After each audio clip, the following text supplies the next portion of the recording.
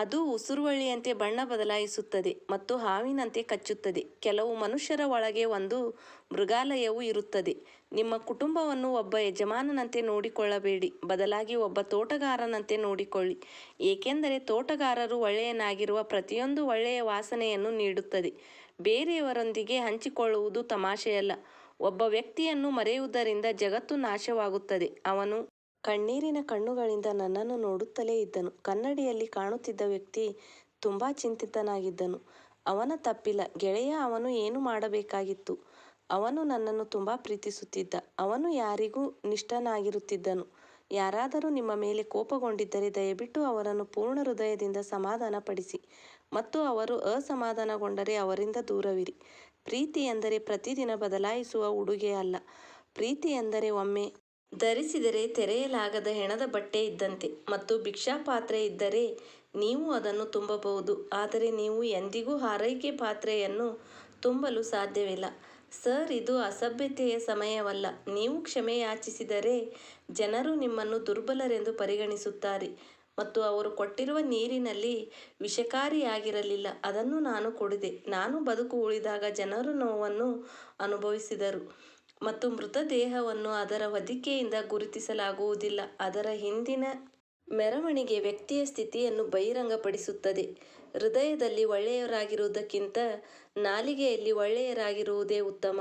ಕೆಲವು ಹೇಳಲಾಯಿತು, ಕೆಲವನ್ನು ಸಹಿಸಿಕೊಳ್ಳಲಾಯಿತು, ಇನ್ನು ಕೆಲವು ಹೇಳುತ್ತಾ ಉಳಿದವು.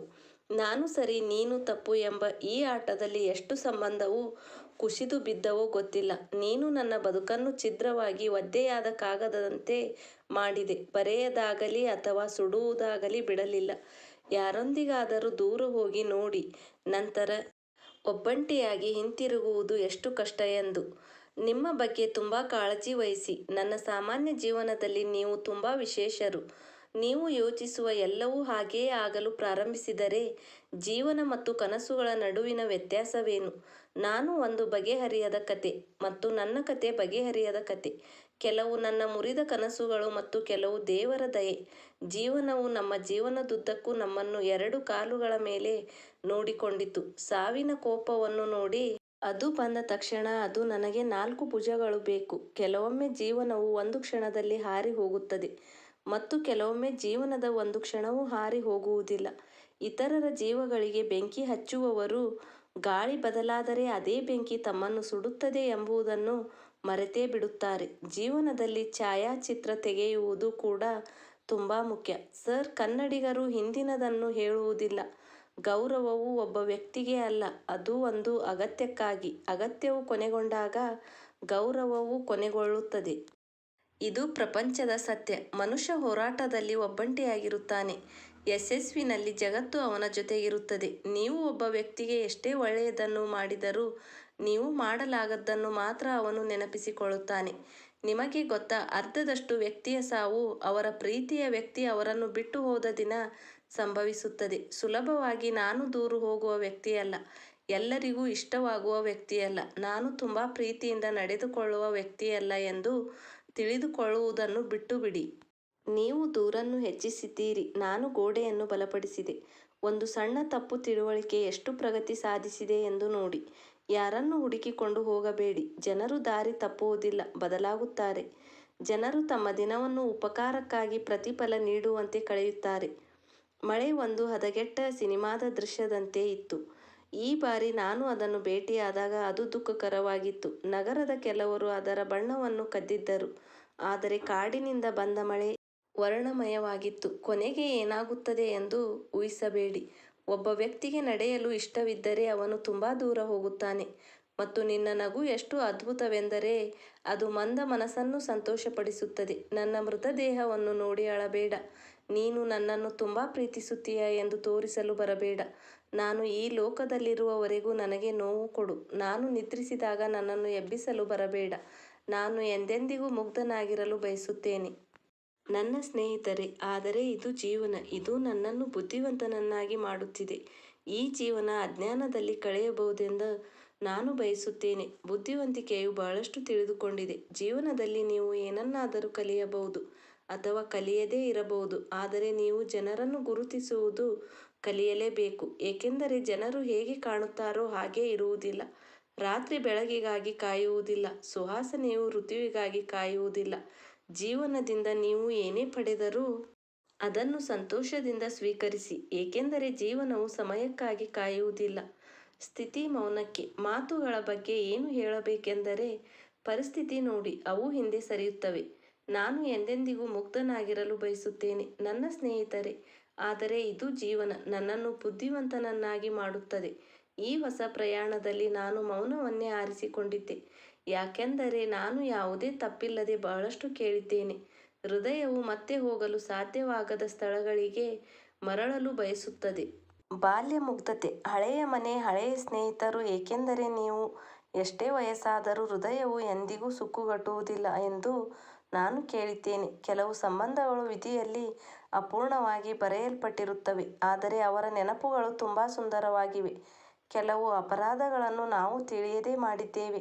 ಪ್ರಾಣಿಗಳನ್ನು ಕೊಂದ ಕಲ್ಲುಗಳನ್ನು ಸಮಾಧಾನಪಡಿಸಲು ಪ್ರಯತ್ನಿಸುತ್ತೇವೆ ಮತ್ತು ಸನ್ನೆಗಳು ಮಾರಕ ಕಣ್ಣುಗಳ ಮಾದಕ ಪ್ರೀತಿಯಲ್ಲಿ ತುಟಿಗಳು ಒಣಗಿರುತ್ತವೆ ಮತ್ತು ಕಣ್ಣುಗಳು ಒದ್ದೆಯಾಗಿರುತ್ತವೆ. ನಮ್ಮ ಬಾಯಾರಿಕೆಯ ಶೈಲಿಯು ವಿಭಿನ್ನವಾಗಿದೆ ಸ್ನೇಹಿತರೆ. ಕೆಲವೊಮ್ಮೆ ಅವರು ಸಾಗರವನ್ನು ತಿರಸ್ಕರಿಸುತ್ತಾರೆ ಮತ್ತು ಕೆಲವೊಮ್ಮೆ ಅವರು ಕಣ್ಣೀರನ್ನು ಸಹ ಕುಡಿಯುತ್ತಾರೆ. ಆ ಸಮಯದಲ್ಲಿ ಒಬ್ಬ ವ್ಯಕ್ತಿಯು ತುಂಬ ಅಸಹಾಯಕನಾಗುತ್ತಾನೆ. ಅವನು ಯಾರನ್ನು ಕಳೆದುಕೊಳ್ಳಲು ಸಾಧ್ಯವಾಗದಿದ್ದಾಗ ಮತ್ತು ಎಂದಿಗೂ ಅವನದಾಗಲು ಸಾಧ್ಯವಿಲ್ಲ. ನೀವು ಓದುತ್ತಿದ್ದೀರಿ, ಹಾಗಾಗಿ ನಾನು ಬರೆಯುತ್ತಿದ್ದೇನೆ. ಇಲ್ಲದಿದ್ದರೆ ನಾನು ಅದನ್ನು ಅನುಭವಿಸುತ್ತಾ ಬದುಕಬಲ್ಲೆ. ನೀವು ಒಬ್ಬಂಟಿಯಾಗಿ ಪ್ರಯಾಣಿಸಬೇಕಾದ ನಿಮಗಿಂತ ಉತ್ತಮ ಸಂಗಾತಿ ಇನ್ನೊಂದಿಲ್ಲ. ಪ್ರೀತಿ ಪಾತ್ರರಿಂದ ನಿರೀಕ್ಷೆಗಳು ಕಡಿಮೆಯಾದಾಗ ನೋವು ಸ್ವಯಂಚಾಲಿತವಾಗಿ ಕಡಿಮೆಯಾಗುತ್ತದೆ. ನಾವು ಶಾಶ್ವತವಾಗಿ ಮುಗ್ಧನಾಗಿರಲು ಬಯಸುತ್ತೇನೆ. ಈ ಜೀವನವು ನಮ್ಮನ್ನು ಬುದ್ಧಿವಂತರನ್ನಾಗಿ ಮಾಡುತ್ತದೆ.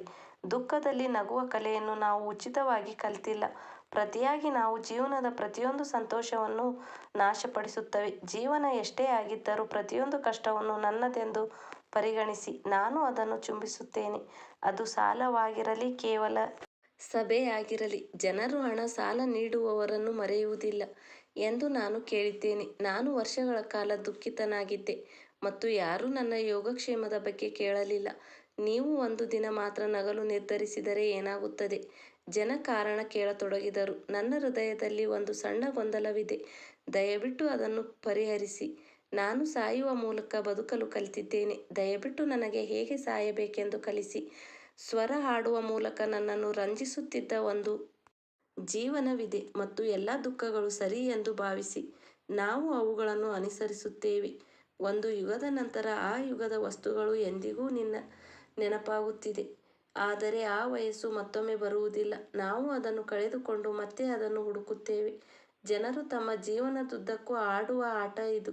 ನಿಮ್ಮ ಕುಟುಂಬವನ್ನು ಒಬ್ಬ ಯಜಮಾನನಂತೆ ನೋಡಿಕೊಳ್ಳಬೇಡಿ, ಬದಲಾಗಿ ಒಬ್ಬ ತೋಟಗಾರನಂತೆ ನೋಡಿಕೊಳ್ಳಿ, ಏಕೆಂದರೆ ತೋಟಗಾರನು ಒಳ್ಳೆಯನಾಗಿರುವ ತೋಟದಲ್ಲಿ ಪ್ರತಿಯೊಂದು ಹೂವು ಒಳ್ಳೆಯ ವಾಸನೆಯನ್ನು ನೀಡುತ್ತದೆ.